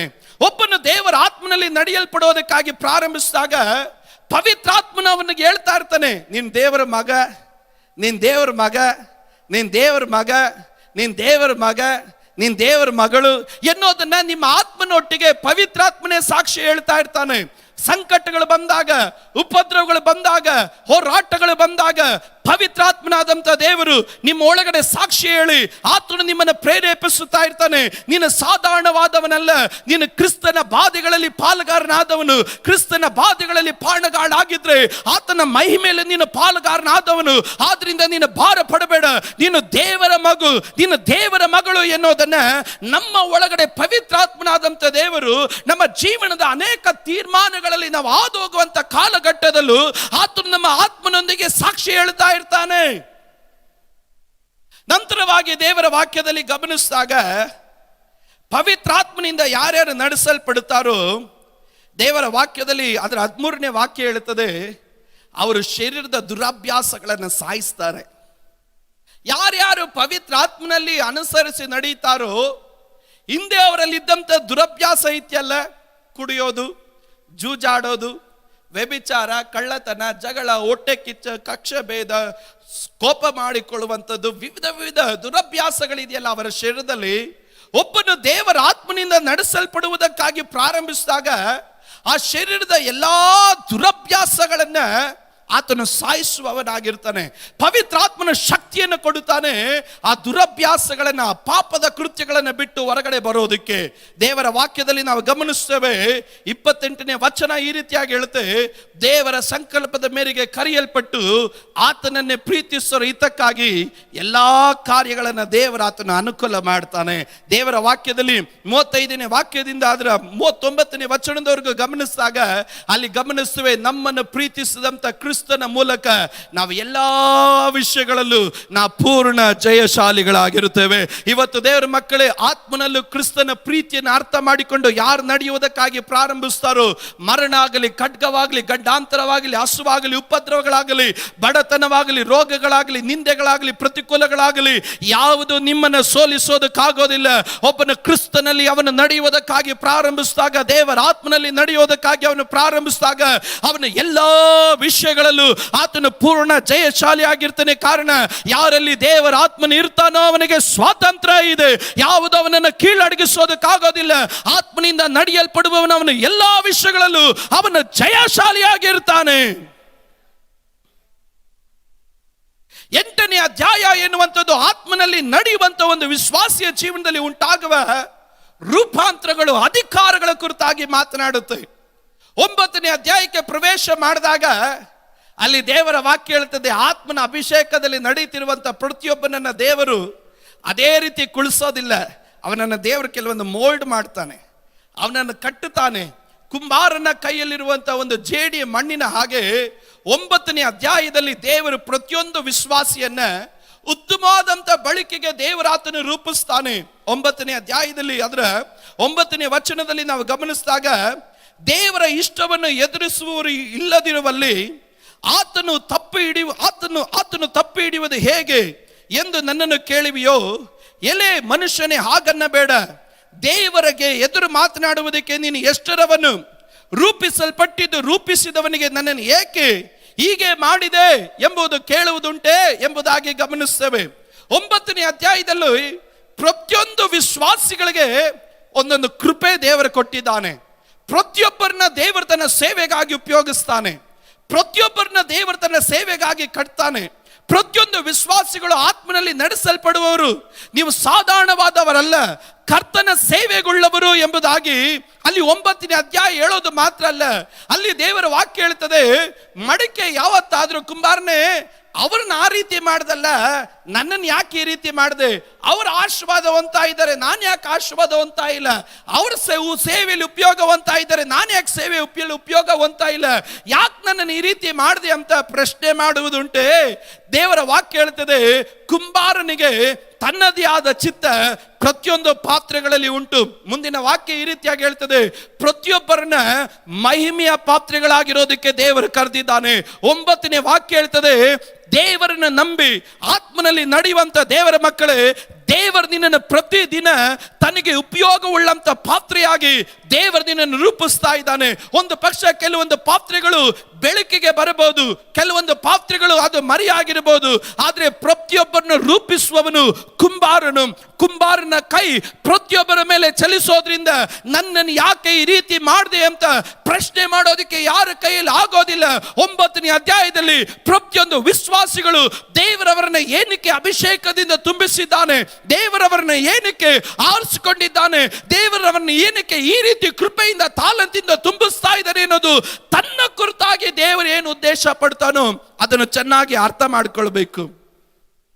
9ನೇ ಅಧ್ಯಾಯ ಏನಕ್ಕಾಗಿ ದೇವರು ನಿನ್ನನ್ನು ರೂಪಿಸ್ತಾ ಇದ್ದಾನೆ, ನಿನ್ನ ಜೀವನದಲ್ಲಿ ದೇವರು ಒಂದು ಉದ್ದೇಶ ಇಟ್ಟಿದ್ದಾನಲ್ಲ, ಆ ಉದ್ದೇಶ ಏನು ಎನ್ನುವುದನ್ನ ಅರ್ಥ ಮಾಡಿಕೋ ಎಂಬುದನ್ನ 9ನೇ ಅಧ್ಯಾಯದಲ್ಲಿ ನಮಗೆ ಚಿತ್ರೀಕರಿಸುತ್ತೆ. ಇವತ್ತು ನಾನು ಹೇಳ್ತೇನೆ, ನಿಮ್ಮಲ್ಲಿರುವಂಥವರು ಪ್ರತಿಯೊಬ್ಬರು, ನಿಮ್ಮ ಮಕ್ಕಳು, ನಿಮ್ಮ ಹೆಂಡತಿ, ನಿಮ್ಮ ಗಂಡ, ನಿಮಗುಳ್ಳಂತ ಸಕಲರು, ದೇವರನ್ನ ಆತುಕೊಂಡು ನಂಬುತ್ತಿರುವಂತ ಪ್ರತಿಯೊಬ್ಬಂದು ದೇವರ ಮಕ್ಕಳೇ, ದೇವರು ಯಾರನ್ನು ಸುಮ್ಮನೆ ಕರೆದು ದೇವರು ಸುಮ್ಮನೆ ಬಿಡೋದಿಲ್ಲ.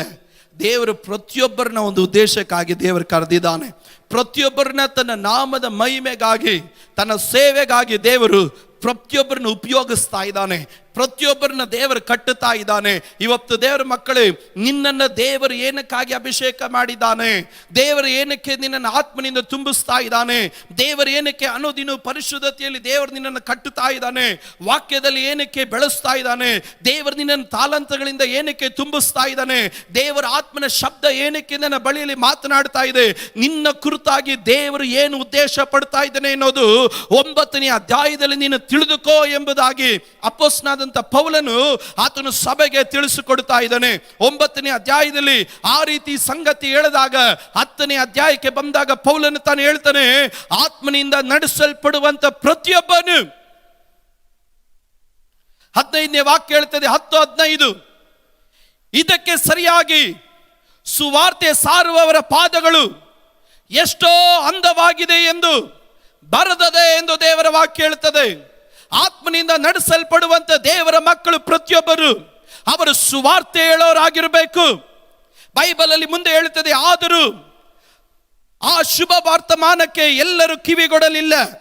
ಈ ವಿಷಯದಲ್ಲಿ ಯೆಶಾಯನು, ಕರ್ತನೇ, ನಾವು ಸಾರಿದ ಸುವಾರ್ತೆಯನ್ನು ಯಾರು ನಂಬಿದರು ಎಂದು ನುಡಿಯುತ್ತಾನೆ. ಆದ ಕಾರಣ ಸಾರಿದ ಸುವಾರ್ತೆಯು ನಂಬಿಕೆಗೆ ಆಧಾರ, ಆ ಸುವಾರ್ತೆಗೆ ಕ್ರಿಸ್ತನ ವಾಕ್ಯವೇ ಆಧಾರ. ಆದರೂ ಅವರ ಕಿವಿಗೆ ಬೀಳಲಿಲ್ಲವೇನು ಎಂದು ಕೇಳುತ್ತೇನೆ. ಬಿದ್ದಿದ್ದು ನಿಶ್ಚಯ, ಸಾರುವವರ ಧ್ವನಿ ಭೂಮಿಯೆಲ್ಲ ಪ್ರೇರೇಪಿಸುತ್ತದೆ ಎಂಬುದಾಗಿ ಪ್ರಸರಿಸುತ್ತದೆ ಎಂಬುದಾಗಿ ದೇವರ ವಾಕ್ಯದಲ್ಲಿ ನಾವು ಗಮನಿಸ್ತೇವೆ. ಆದ್ರಿಂದ ದೇವರ ಮಕ್ಕಳೇ, ಆತ್ಮನಲ್ಲಿ ನಡೆಸಲ್ಪಡುವಂತ ಪ್ರತಿಯೊಂದು ವ್ಯಕ್ತಿಗಳು 10ನೇ ಅಧ್ಯಾಯದಲ್ಲಿ ನಿನ್ನನ್ನು ಆತ್ಮನ ನಡೆಸುವುದಕ್ಕೆ ಒಂದೇ ಒಂದು ಕಾರಣ, ನೀನು ಸುವಾರ್ತೆ ಹೇಳುವಂತ ಪಾದಗಳು ನಿನ್ನದಾಗಿರಬೇಕು. ಅನುಕೂಲವಾದ ಕಾಲದಲ್ಲೂ ಅನಾನುಕೂಲವಾದ ಕಾಲದಲ್ಲೂ ನಿನ್ನನ್ನು ರಕ್ಷಿಸಿದಂತ ದೇವರ ಕುರಿತಾಗಿ ಇತರರಿಗೆ ನೀನು ಸಾರಿ ಹೇಳಬೇಕು. ಅದು ಅನುಕೂಲವಾದ ಸಂದರ್ಭ ಆಗಲಿ, ಅದು ಅನಾನುಕೂಲವಾದ ಕಾರ್ಯವಾಗಲಿ, ನಿನ್ನ ಜೀವನದಲ್ಲಿ ಸುವಾರ್ತೆಯನ್ನು ಸಾರುವುದಕ್ಕಾಗಿ ಆತ್ಮನು ನಿನ್ನನ್ನು ನಡೆಸ್ತಾ ಇದ್ದಾನೆ. ಸುವಾರ್ತೆ ಸಾರಬೇಕು, ನಿನ್ನ ಶಬ್ದ ಭೂಮಿಯೆಲ್ಲ ಹಬ್ಬಬೇಕು. ಅದಕ್ಕಾಗಿ ಆತ್ಮನು 9ನೇ ಅಧ್ಯಾಯದಲ್ಲಿ ಆತ ನಿನ್ನನ್ನು ಕಟ್ಟಿದನು. 10ನೇ ಅಧ್ಯಾಯದಲ್ಲಿ ಆತ ನಿನಗೆ ಹೇಳ್ತಾ ಇದ್ದಾನೆ, ನೀನು ಸುವಾರ್ತೆ ಸಾರುವುದಕ್ಕಾಗಿ ಕರೆಯಲ್ಪಟ್ಟವನು. ನಾನು ಹೇಳ್ತೇನೆ, ಈ ಕಾಲಘಟ್ಟದಲ್ಲೂ ನಮಗೆ ಸುವಾರ್ತೆಯನ್ನ ಸಾರುವುದಕ್ಕೆ ಅನಾನುಕೂಲತೆಗಳು ಹೇರಳ. ಆದರೆ ಅನಾನುಕೂಲತೆಗಳು ಅಂತ ಹೇಳಿಕೊಂಡು ನಾವು ಮೌನವಾಗಿರದೆ ಅನುಕೂಲವಾದಂಥ ಮಾರ್ಗಗಳನ್ನು ದೇವರು ನಮಗೆ ತೆರೆದುಕೊಟ್ಟಿದ್ದಾನೆ. ಆ ಅನುಕೂಲವಾದಂಥ ಮಾರ್ಗಗಳನ್ನು ಹುಡುಕಿಕೊಂಡು ಸುವಾರ್ತೆಯನ್ನ ದೇವರು ನಿಮಗೆ ಕೊಟ್ಟಂತ ಕೃಪೆಗೆ ಅನುಸಾರವಾಗಿ, ದೇವರು ನಿಮಗೆ ಕೊಟ್ಟ ಆತ್ಮನ ಅನುಸಾರವಾಗಿ ತಲುಪಿಸುವುದಕ್ಕೆ ಪ್ರಯತ್ನ ಮಾಡುವಂತ ದೇವರ ಮಕ್ಕಳಿಗಾಗಿ ನಾನು ದೇವರಿಗೆ ಸ್ತೋತ್ರ ಹೇಳ್ತೇನೆ. ಆತ್ಮನಿಂದ ನಡೆಸಲ್ಪಡುವವನು ಅವನು ಮೌನವಾಗಿರೋದಿಲ್ಲ. ಸುವಾರ್ತೆ ಲೋಕದ ಕಟ್ಟ ಕಡೆಯವರೆಗೂ ತಲುಪತಕ್ಕಂತೆ, ಅದರ ಧ್ವನಿ ಮೊಳಗತಕ್ಕಂತೆ ಅವನ ಅದರ ಚಾನೆಲ್ ಅನ್ನು, ಅದರ ಮುಖಾಂತರವನ್ನ ಆತನು ಹುಡುಕುತ್ತಾನೆ. ನಾನು ಹೇಳ್ತೇನೆ, ನೀವು ಆತ್ಮನಿಂದ ನಡೆಸಲ್ಪಡುವಂತ ದೇವರ ಮಕ್ಕಳೇ, ನೀವು ಸುವಾರ್ತೆ ಸಾರುವುದಕ್ಕಾಗಿ ಯಾವ ರೀತಿ ಸುವಾರ್ತೆ ಸಾರಬಹುದು, ಸುವಾರ್ತೆಯನ್ನು ನಶಿಸುವಂತ ಜನರಿಗೆ ಯಾವ ರೀತಿ ತಲುಪಿಸಬಹುದು ಎಂದು ಪವಿತ್ರಾತ್ಮನೇ ನಿಮಗೆ ಉಪದೇಶಿಸಿ ಆತನ ನಡೆಸಲಿಕ್ಕೆ ಸಾಧ್ಯ. ದೇವರ ವಾಕ್ಯದಲ್ಲಿ 10ನೇ ಅಧ್ಯಾಯ ನಮಗೆ ಹೇಳುತ್ತದೆ, ಆತ್ಮನಿಂದ ನಡೆಸಲ್ಪಡುವವನು ಅವನು ಸುವಾರ್ತೆಯನ್ನು ಸಾರ್ತಾನೆ. 11ನೇ ಅಧ್ಯಾಯದಲ್ಲಿ ನಾವು ಗಮನಿಸಲಿಕ್ಕೆ ಸಾಧ್ಯವಾಗುವಂತ ಕಾರ್ಯ, 11ನೇ ಅಧ್ಯಾಯದಲ್ಲಿ ಆತ್ಮನಿಂದ ನಡೆಸಲ್ಪಡುವವನಿಗೆ, ಸುವಾರ್ತೆ ಸಾರುವವನಿಗೆ, ಸೇವೆಯಲ್ಲಿ ಪ್ರಬಲವಾಗಿ ನಿಂತವನಿಗೆ ಒಂದು ಎಚ್ಚರಿಕೆಯನ್ನು ಕೊಡುತ್ತದೆ. ಏನ ಎಚ್ಚರಿಕೆ? 11ನೇ ಅಧ್ಯಾಯದ 21ನೇ ವಾಕ್ಯ ಹೇಳ್ತದೆ, ನೀನು ನಿಂತಿರುವುದು ನಂಬಿಕೆಯಿಂದಲೇ, ಗರ್ವ ಪಡಬೇಡ, ಭಯದಿಂದಿರು. ದೇವರು ಹುಟ್ಟು ಕೊಂಬೆಗಳನ್ನೇ ಉಳಿಸದೇ ಇದ್ದ ಮೇಲೆ ನಿನ್ನನ್ನು ಉಳಿಸುವುದಿಲ್ಲ. ಆದುದರಿಂದ ದೇವರ ದಯೆಯನ್ನು, ಕಾಠಿಣ್ಯವನ್ನು ನೋಡು. ಬಿದ್ದವರ ಕಡೆ ಕಾಠಿಣ್ಯ, ನಿನ್ನ ಕಡೆ ನಿನ್ನ ದೇವರ ದಯೆಯನ್ನು ಆಶ್ರಯಿಸಿಕೊಂಡಿದ್ದರೆ ಆತನ ದಯೆ, ಇಲ್ಲವಾದರೆ ನೀನು ಕಡಿದು ಹಾಕಲ್ಪಡುವಿ. ಇವತ್ತು ದೇವರ ಮಕ್ಕಳೇ, ಆತ್ಮನಿಂದ ನಡೆಯಲ್ಪಡುತ್ತಾ ಇದ್ದೇನೆ, ನನಗೂ ಸೇವೆ ಇದೆ, ನನಗೂ ಕಾರ್ಯ ಇದೆ ಎಂದು ಆತ್ಮಿಕವಾದ ಅಹಂಕಾರ ಬೇಡ. ಬೈಬಲ್ ಅಲ್ಲಿ ಗಮನಿಸ್ತೇವೆ, ನಿಂತಿದ್ಯಾ ಅಂತ ಹೇಳಿದ್ರೆ ಅದು ದೇವರ ಕೃಪೆಯಿಂದಲೇ. ದೇವರ ವಾಕ್ಯ ಹೇಳ್ತೇವೆ, ಹುಟ್ಟು ಕೊಂಬೆಗಳನ್ನೇ ದೇವರು ಉಳಿಸಲಿಲ್ಲ, ಅವುಗಳನ್ನೇ ದೇವರು ಕಡದೆ ಹಾಕಿ ಬಿಟ್ರೆ ನೀನ್ ಎಷ್ಟರವನು? ಕೃಪೆಯನ್ನು ಆಶ್ರಯಿಸಿಕೊಂಡು ಆತ್ಮಿಕವಾದ ಜೀವನದಲ್ಲಿ ಪ್ರತಿದಿನ ಕೃಪೆ ಕೃಪೆ ಕೃಪೆ ಕೃಪೆ ಕೃಪೆ, ದೇವರೇ ನಿನ್ ದಯೆ ದಯೆ ಅನ್ಕೊಂಡು ಸ್ತೋತ್ರ ಹೇಳ್ಕೊಂಡು ಮುಂದೆ ಹೋಗ್ತಾ ಇರು. ಆತ್ಮದಲ್ಲಿ ನಡೀತಾ ಇದ್ದೇನೆ, ಪ್ರಯೋಜನ ಪಡ್ತಾ ಇದ್ದೀನಿ ಎಂದು ಆತ್ಮಿಕವಾದ ಅಹಂಕಾರವನ್ನು ದೇವರು ತೋರಿಸ್ತಾರೆ. ಹುಟ್ಟು ಕೊಂಬೆಗಳನ್ನೇ ದೇವರು ಉಳಿಸಲಿಲ್ಲ, ನಿನ್ನನ್ನೇನು ಉಳಿಸ್ತಾನೆ? ಕಡದಾಕ್ಬಿಡ್ತಾನೆ. ಆದ್ರಿಂದ ಪ್ರತಿದಿನ ದೇವರ ದಯೆಯನ್ನು ಆಶ್ರಯಿಸಿಕೊಂಡು ನಡಿ ಎಂದು 11ನೇ ಅಧ್ಯಾಯ ನಮ್ಮನ್ನು ಎಚ್ಚರಿಸುತ್ತೆ. 11ನೇ ಅಧ್ಯಾಯ ಎಚ್ಚರಿಸಿದಾಗ 12ನೇ ಅಧ್ಯಾಯ ಮತ್ತೆ ನಮಗೆ ಉಪದೇಶ ಮಾಡುತ್ತೆ. 12ನೇ ಅಧ್ಯಾಯದಲ್ಲಿ ಒಂದು ವಿಶ್ವಾಸಿ ನಡೆದುಕೊಳ್ಳಬೇಕಾದಂಥ ರೀತಿಗಳು, ದೇವ ಜನರು ನಡೆದುಕೊಳ್ಳಬೇಕಾದ ರೀತಿಗಳು, ನಾನು ಆದಷ್ಟು ಬೇಗ ಹೇಳಿ ಇನ್ನೊಂದು 5 ನಿಮಿಷದಲ್ಲಿ ನಾನು ನಿಲ್ಲಿಸಿಬಿಡುತ್ತೇನೆ. 12ನೇ ಅಧ್ಯಾಯದಲ್ಲಿ ಒಂದು ವಿಶ್ವಾಸಿ ತಾನು ನಡೆದುಕೊಳ್ಳಬೇಕಾದಂಥ ರೀತಿ, ಯಾವ ರೀತಿ ಅವನು ನಡೆದುಕೊಳ್ಬೇಕು? 12ನೇ ಅಧ್ಯಾಯದಲ್ಲಿ 1ನೇದಾಗಿ ತನ್ನ ದೇಹವನ್ನ ದೇವರಿಗೆ ಮೀಸಲಾದ ಮೆಚ್ಚುಗೆಯಾದಂತ ಸಜೀವ ಯಜ್ಞವಾಗಿ ಪ್ರತಿದಿನ ಅರ್ಪಿಸಬೇಕು. ನಿನ್ನ ದೇಹ, ನಿನ್ನ ಪ್ರಾಣ, ನಿನ್ನ ಆತ್ಮ ಅದು ಕರ್ತನಿಗುಳ್ಳದು. ಈ ದೇಹದಲ್ಲಿ ಯಾವಾಗಲೂ ನಿನ್ನ ಕ್ರಿಸ್ತನ ನಾಮವನ್ನು ಪ್ರಕಾಶ ಪಡಿಸ್ತಾ ಇರಬೇಕು. ನಿನ್ನ ದೇಹದಲ್ಲಿ, ನಿನ್ನ ಆತ್ಮದಲ್ಲಿ, ನಿನ್ನ ಪ್ರಾಣದಲ್ಲಿ ಪ್ರತಿದಿನ ಕರ್ತನಿಗುಳ್ಳಂತ ಆರಾಧನೆಯನ್ನ ಭಯದಿಂದಲೂ ಭಕ್ತಿಯಿಂದಲೂ ನೀನು ನಡೆಸಬೇಕು. ಒಂದನೇದಾಗಿ 1ನೇ ವಾಕ್ಯ ಅದನ್ನು ಹೇಳಿದಾಗ 3ನೇ ವಾಕ್ಯ ನಮಗೆ ಹೇಳುತ್ತೆ, ನೀನು ಕರೆಯಲ್ಪಟ್ಟವನು, ನೀನು ಕರ್ತನ ಸೇವೆಗಾಗಿ ಆರಿಸಲ್ಪಟ್ಟವನು. ಒಬ್ಬನು ತನ್ನನ್ನು ತಾನು ಹೆಚ್ಚಾಗಿ ಭಾವಿಸಿಕೊಳ್ಳದಂತೆ ದೇವರು ತನ್ನನ್ನು ಏನಕ್ಕಾಗಿ ಕರೆದಿದ್ದಾನೋ ಆ ಕರೆಯನ್ನು ಅರ್ಥ ಮಾಡಿಕೊಂಡು ಆ ಕರೆಯ ಪ್ರಕಾರವಾಗಿ ನಡೆಯಲಿ. 3ನೇದಾಗಿ ದೇವರ ವಾಕ್ಯದಲ್ಲಿ ಗಮನಿಸುತ್ತೇವೆ, 12ನೇ ಅಧ್ಯಾಯ ಹೇಳುತ್ತೆ, ಪ್ರೀತಿಸಿರಿ, ಆಲಸ್ಯವಾಗಿರದೆ ಆಸಕ್ತ ಚಿತ್ತರಾಗಿದ್ದು ಕರ್ತನ ಸೇವೆ ಮಾಡ್ರಿ, ಉಲ್ಲಾಸಗೊಳ್ರಿ, ಸೈರ್ಯನೆ ಉಳ್ಳವರಾಗಿರ್ರಿ, ಬೇಸರಗೊಳ್ಳದೆ ಪ್ರಾರ್ಥನೆ ಮಾಡ್ರಿ. 4ನೇದಾಗಿ ಹೇಳ್ತಾನೆ, ಯಾರಿಗೂ ಅಪಕಾರಕ್ಕೆ ಅಪಕಾರವನ್ನ ಮಾಡಬೇಡ್ರಿ, ಕೆಟ್ಟತನಕ್ಕೆ ಸೋತು ಹೋಗದೆ ಒಳ್ಳೆಯತನದಿಂದ ನೀನು ಕೆಟ್ಟತನವನ್ನು ಸೋಲಿಸು ಎಂಬುದಾಗಿ ಗಮನಿಸುತ್ತೇವೆ. ವಿಶ್ವಾಸ ಯಾತ್ರೆಯಲ್ಲಿ ನೀನು ಮರೆತು ಹೋಗಬಾರ್ದಾಗಿರೋ 4 ಕಾರ್ಯ. 1 ದಿನ ದೇಹ, ಆತ್ಮ, ಪ್ರಾಣ ದೇವರುಳ್ಳದು. 2ನೇದಾಗಿ ನೀನು ಕರ್ತನ ಸೇವೆಗಾಗಿ ಕರೆಯಲ್ಪಟ್ಟವನು.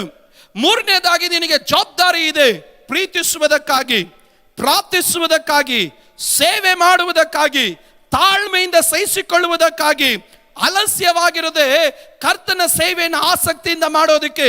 It is your responsibility. 4ನೇದಾಗಿ ಜೀವಿತದಲ್ಲಿ ಉಂಟಾಗುವಂತ ತಾರತಮ್ಯಗಳಲ್ಲಿ, ಜೀವನದಲ್ಲಿ ಉಂಟಾಗುವಂತ ಹೋರಾಟಗಳ ಮಧ್ಯದಲ್ಲಿ ನೀನು ಉಪಕಾರ ಮಾಡಿದಾಗ್ಲೂ ಅಪಕಾರ ಮಾಡಿದ್ರು ನೀನು ಅಪಕಾರಕ್ಕೆ ಅಪಕಾರ ಮಾಡಬೇಡ, ಕೆಟ್ಟತನಕ್ಕೆ ಸೋತೋಗ್ಬೇಡ.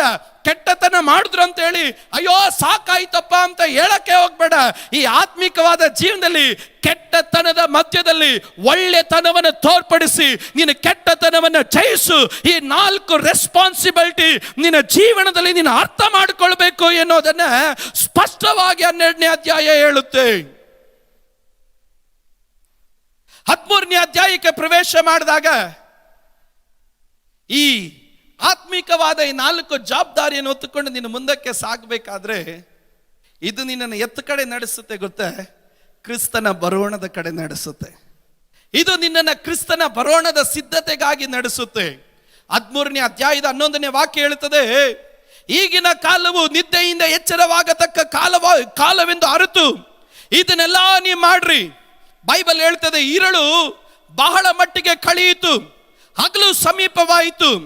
ಕತ್ತಲಿಗೆ ಅನುಗುಣವಾದ ಕೃತ್ಯಗಳನ್ನು ಬಿಟ್ಟು ಬೆಳಕಿಗೆ ಅನುಗುಣವಾದ ಆಯುಧಗಳನ್ನು ಧರಿಸಿಕೊಳ್ಳ್ರಿ.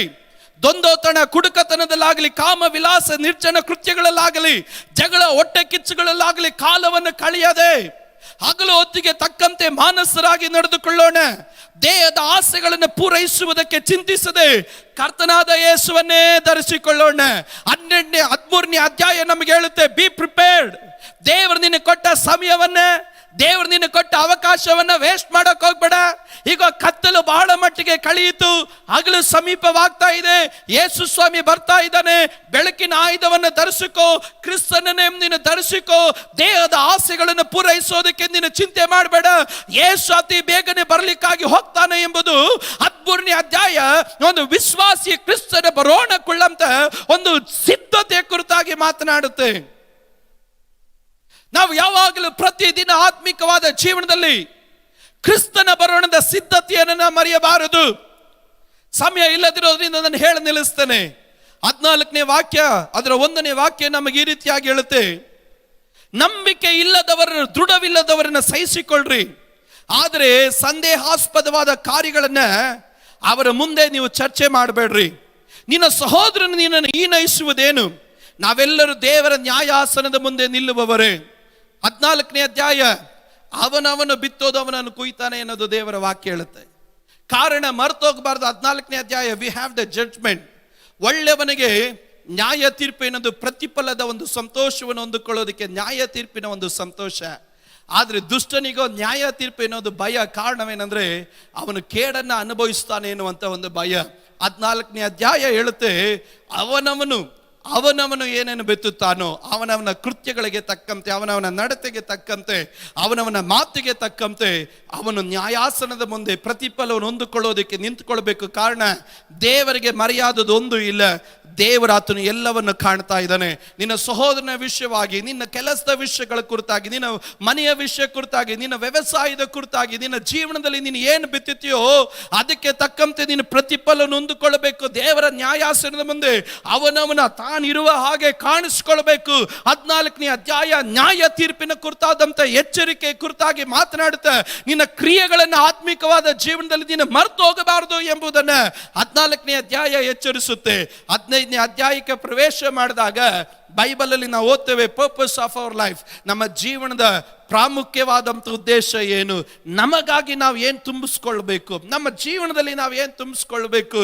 ಅಲ್ಲಿ 7ನೇ ವಾಕ್ಯ ಹೇಳ್ತದೆ, ಆದುದರಿಂದ ಕ್ರಿಸ್ತನು ನಿಮ್ಮನ್ನು ಸೇರಿಸಿಕೊಂಡಂತೆ ನೀವು ಸಹ ಒಬ್ಬರನ್ನೊಬ್ಬರು ಸೇರಿಸಿಕೊಂಡು ದೇವರ ಮಹಿಮೆಯನ್ನು ಪ್ರಕಾಶಪಡಿಸಿರಿ.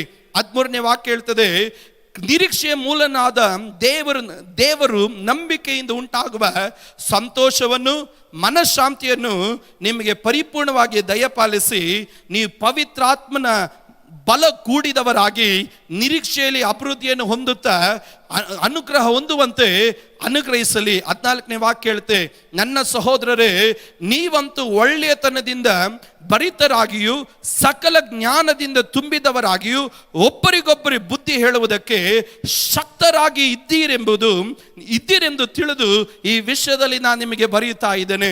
ಅಲ್ಲಿ ಅನೇಕ ಸಂಗತಿಗಳು ಹೇಳ್ತೇನೆ. ಒಂದು, ಒಬ್ಬರನ್ನೊಬ್ಬರನ್ನು ಸೇರಿಸಿಕೊಂಡು ನೀವು ದೇವರ ಮಹಿಮೆಯನ್ನು ಪ್ರಕಾಶಪಡಿಸ್ರಿ.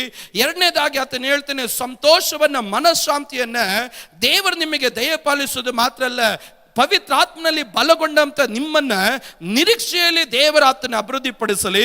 ಆತನು ಹೇಳ್ತಾ ಇದ್ದಾನೆ, ನೀವಂತೂ ಒಳ್ಳೆಯತನದಿಂದ ಭರಿತರಾಗಿದ್ದು ಸಕಲ ಜ್ಞಾನದಿಂದ ತುಂಬಿದವರಾಗಿಯೂ ಒಬ್ಬರಿಗೊಬ್ಬರು ಬುದ್ಧಿ ಹೇಳುವುದಕ್ಕೆ ಶಕ್ತರಾಗಿರುವಂತೆ. ಹಾಗಾದ್ರೆ ಇವತ್ತು ದೇವರ ಮಕ್ಕಳಿಗೆ ಗಮನಿಸಿ, ಆತ್ಮೀಕವಾದಂಥ ಜೀವನದಲ್ಲಿ ಈ ಸಂಗತಿಗಳನ್ನು ನಾವು ತುಂಬಿಕೊಳ್ಳಬೇಕು ಎಂಬುದು ದೇವರ ವಾಕ್ಯ ನಮಗೆ ತಿಳಿಸುತ್ತೆ. ನಾವು ಒಬ್ಬರಿಗೊಬ್ಬರು ಬುದ್ಧಿ ಹೇಳೋದಕ್ಕೆ, ಒಬ್ಬರನ್ನೊಬ್ಬರು ಸನಾತನವಾದ ದಾರಿಯಲ್ಲಿ ನಡೆಸೋದಕ್ಕೆ, ಒಬ್ಬರನ್ನೊಬ್ಬರನ್ನು ಕ್ರಿಸ್ತನ ಉದ್ದೇಶದಲ್ಲಿ ದಾರಿ ನಡೆಸೋದಕ್ಕೆ ನಾವು ಪ್ರತಿಯೊಬ್ಬರು ಅರ್ಥವರಾಗಿರಬೇಕು. 16ನೇ ಅಧ್ಯಾಯಕ್ಕೆ ಪ್ರವೇಶ ಮಾಡಿದಾಗ ದೇವರ ವಾಕ್ಯ ಹೇಳ್ತದೆ, ಈ ಆತ್ಮೀಕವಾದ ಜೀವನದಲ್ಲಿ ನಮ್ಮ ಜೊತೆಗಾರರು ಯಾರನ್ನಾಗಿ ಇಟ್ಕೊಳ್ಬೇಕು ಎನ್ನೋದು ದೇವರ ವಾಕ್ಯ ಹೇಳುತ್ತೆ. ಈ ಆತ್ಮೀಕವಾದ ಜೀವನದಲ್ಲಿ ಎಲ್ಲರನ್ನ ಜೊತೆಯಾಗಿ ಇಟ್ಕೊಳಂಗಿಲ್ಲ, ಎಲ್ಲರ ಸಂಗಡ ಕಾಂಪ್ರಮೈಸ್ ಮಾಡ್ಕೊಂಡು ಹೊಂದಾಣಿಕೆ ಮಾಡ್ಕೊಂಡು ನಡೆಯಂಗೂ ಇಲ್ಲ. ಈ 16ನೇ ಅಧ್ಯಾಯ ಹೇಳುತ್ತೆ, ಆತ್ಮಿಕವಾದ ಜೀವನದಲ್ಲಿ ಯಾರನ್ನ ನಾವು ಜೊತೆಯಲ್ಲಿ ಇಟ್ಕೊಂಡು ನಡೆದ್ರೆ, ನಮ್ಮ ಸ್ನೇಹಿತರಾಗಿ, ನಮ್ಮ ಜೊತೆ ಸಹ ಸೇವಕರುಗಳಾಗಿ, ನಮ್ಮ ಜೊತೆ ಯಾರನ್ನು ಇಟ್ಟುಕೊಂಡು ನಾವು ನಡೆದ್ರೆ ನಮ್ಮ ಗುರಿಯನ್ನು ತಲುಪಲಿಕ್ಕೆ ಸಾಧ್ಯ ಎಂಬುದನ್ನು 16ನೇ ಅಧ್ಯಾಯ ನಮಗೆ ತಿಳಿಸಿಕೊಡುತ್ತೆ. 16ನೇ ಅಧ್ಯಾಯದ 17ನೇ ವಾಕ್ಯ ಈ ರೀತಿ ಹೇಳುತ್ತೆ, ಸಹೋದರರೇ, ನೀವು ಹೊಂದಿದ ಉಪದೇಶಕ್ಕೆ ವಿರುದ್ಧವಾಗಿ ಭೇದಗಳನ್ನು ವಿಘ್ನಗಳನ್ನು ನಿಮ್ಮಲ್ಲಿ ಉಂಟು ಮಾಡುವವರನ್ನು ಗುರುತಿಟ್ಟು ಅವರನ್ನು ಬಿಟ್ಟು ತೊಲಗಿ ಹೋಗಿರಿ ಎಂದು ನಿಮ್ಮನ್ನು ಬೇಡಿಕೊಳ್ಳುತ್ತೇನೆ. ಅಂಥವರು ನಮ್ಮ ಕರ್ತನಾದಂಥ ಕ್ರಿಸ್ತನ ಸೇವೆಯ ಮಾಡದೆ ತಮ್ಮ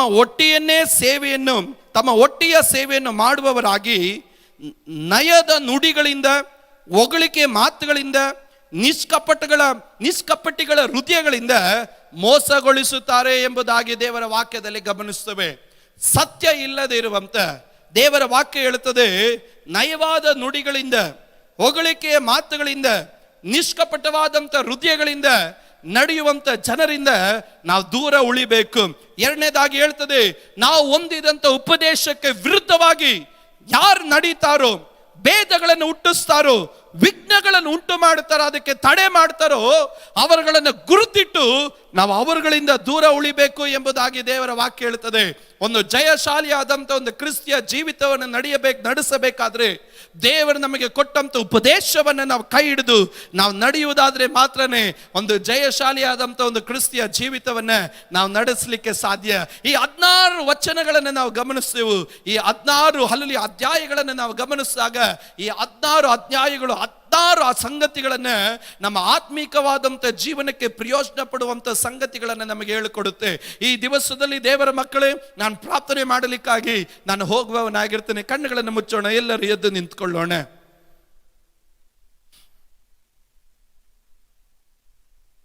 ದೇವರಿಗೆ ಸ್ತೋತ್ರ ಹೇಳೋಣ. ಈ ದಿವಸದಲ್ಲಿ ನಮ್ಮನ್ನು ನಾವು ಪರಿಶೋಧನೆ ಮಾಡಿಕೊಳ್ಳೋಣ.